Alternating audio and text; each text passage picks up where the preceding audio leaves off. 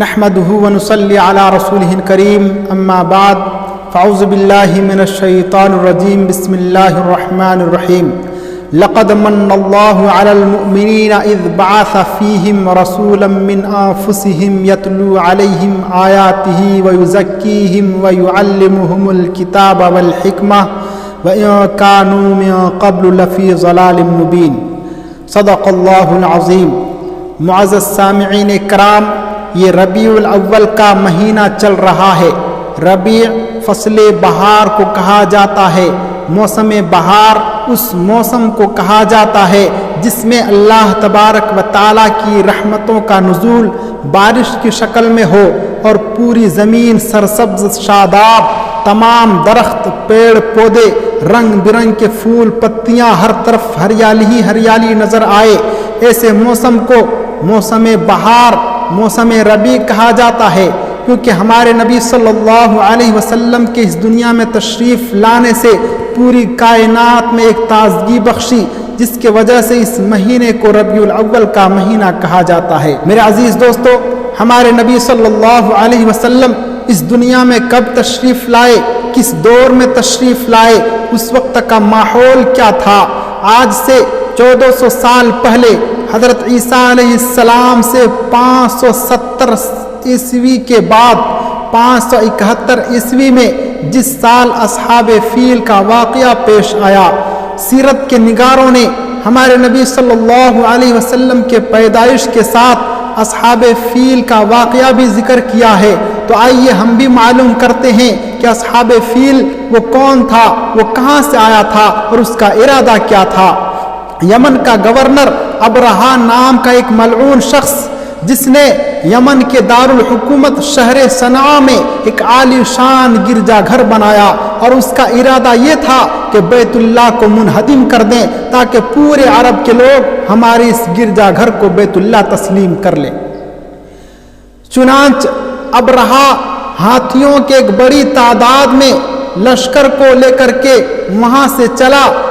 ہمارے نبی صلی اللہ علیہ وسلم کے دادا عبد المطلب کو معلوم ہوا، فوراً خانہ کعبہ کے پاس جاتے ہیں اور اللہ تبارک و تعالیٰ سے دعا کرتے ہیں کہ میرے اللہ، ہر کوئی اپنے گھر کی حفاظت کرتا ہے، تو اپنے اس گھر کی حفاظت کر لے۔ جب ابرہا ہاتھیوں کے ایک بڑی تعداد میں لے کر کے خانہ کعبہ کے پاس پہنچتا ہے تو اللہ تبارک و تعالیٰ اس کا کیا حشر کرتا ہے۔ انسانی عقل کا تقاضا یہ ہے کہ ایک بڑی طاقتور لشکر کا مقابلہ اس سے بھی زیادہ طاقتور لشکر سے کرایا جائے، لیکن اللہ تبارک و تعالی وَهُوَ عَلَى كُلِّ شَيْءٍ قدیر، اللہ تبارک و تعالی نے اتنے بڑے بڑے ہاتھیوں، اتنی طاقتور لشکر سے چھوٹے چھوٹے ابابیل پرندوں سے کرایا۔ وہ ابابیل پرندہ اپنے منہ میں، اپنے چونچ میں باریک باریک کنکریاں لے کر کے آتا تھا۔ جب بھی وہ کنکریاں پھینکتا تھا تو ایک باریک کنکری جس پر بھی گرتا تھا چھروں کی طرح چیرتا ہوا وہ نکل جاتا تھا۔ اس طریقے سے ابرہا کے پورے لشکر کو نست نابود کر دیا۔ اللہ تبارک و تعالی قرآن میں فرمایا الم تر کیف فعل ربک باصحاب الفیل۔ اس طریقے سے اللہ تبارک و تعالی نے ابرہا کو اور اس کے لشکر کو نست نابود کر دیا۔ ابرہا کسی طریقے سے وہاں سے بچاتا بھاگ نکلا، لیکن بھاگتے بھاگتے اللہ تبارک و تعالی نے اس کو ہلاک کر دیا۔ اس کے جسم کے ایک ایک بوٹی گل گل کے گرنا شروع ہوا اور وہ ہلاک ہو گیا۔ اسی دوران ایک قریش میں سے ایک شخص تھا جس کا نام ابو الغال تھا۔ اس نے ایک بہت بڑی غداری کی۔ اس نے یہ غداری کی، ابرہا کو راستہ بتایا، جس کی وجہ سے اس ابو الغال کو بھی اللہ تبارک و تعالیٰ نے بہت بری طریقے سے ہلاک کیا، اور اس کے قبر پر پتھر پھینکا جاتا ہے تاکہ لوگوں کو پتہ چلے کہ قومی غدار کا کیا حشر ہوتا ہے۔ اس اصحاب فیل کے واقعے کے ٹھیک 55 دن کے بعد ہمارے نبی صلی اللہ علیہ وسلم اس دنیا میں تشریف لائے۔ ربیع الاول کے مہینے میں ہمارے نبی صلی اللہ علیہ وسلم اس دنیا میں تشریف لائے، لیکن تاریخ کیا ہے اس میں اختلاف ہے۔ بعض کا کہنا ہے کہ 9 ربیع الاول کو تشریف لائے، بعض کا کہنا ہے کہ 12 ربیع الاول کو۔ اللہ تبارک و تعالیٰ نے قرآن میں بطور احسان کے فرمایا لقد من اللہ علی المؤمنین اذ بعث فیہم رسولا من انفسہم یتلو علیہم آیاتہ ویزکیہم ویعلمہم الکتاب والحکمہ، کہ انہی میں سے ایک رسول بھیجا جو میری آیتوں کی تلاوت کرے، ویزکیہم ویعلمہم الکتاب والحکمہ، اور انہیں پاک کرے۔ کس چیز سے پاک کرے؟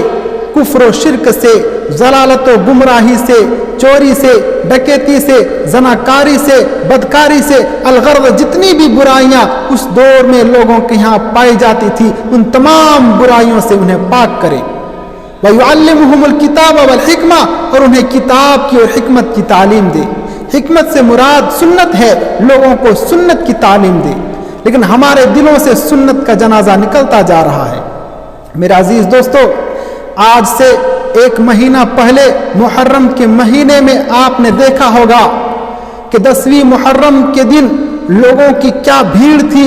وہ بھیڑ دیکھ کر کے معلوم ہوتا تھا کہ حضرت حسین رضی اللہ تعالیٰ عنہ کے عاشقوں کی ایک بہت بڑی بھیڑ ہے، لیکن وہ بھیڑ مسجدوں میں نظر کیوں نہیں آتی؟ وہ بھیڑ فجر کے نمازوں میں نظر کیوں نہیں آتی؟ آج بھی دیکھیں 12 ربیع الاول کو بڑے جلسے جلوس کا اہتمام کیا جاتا ہے، لوگوں کی ایک بھیڑ ہوتی ہے، لیکن وہ بھیڑ مسجدوں میں نظر نہیں آتی، وہ بھیڑ فجر کے نماز میں نظر نہیں آتی۔ میرے عزیز دوستو، اللہ تبارک و تعالیٰ نے ہمارے نبی صلی اللہ علیہ وسلم کو ایسے دور میں اس دنیا میں بھیجے، لوگ ایک کھلی گمراہی میں تھے۔ اللہ کے نبی صلی اللہ علیہ وسلم کی اس دنیا میں تشریف لانے کے بعد لوگوں کو سیدھا راستہ دکھایا۔ اللہ تبارک و تعالیٰ سے دعا کریں کہ ہمیں سیدھے راستے پر چلنے کی توفیق عطا فرمائے۔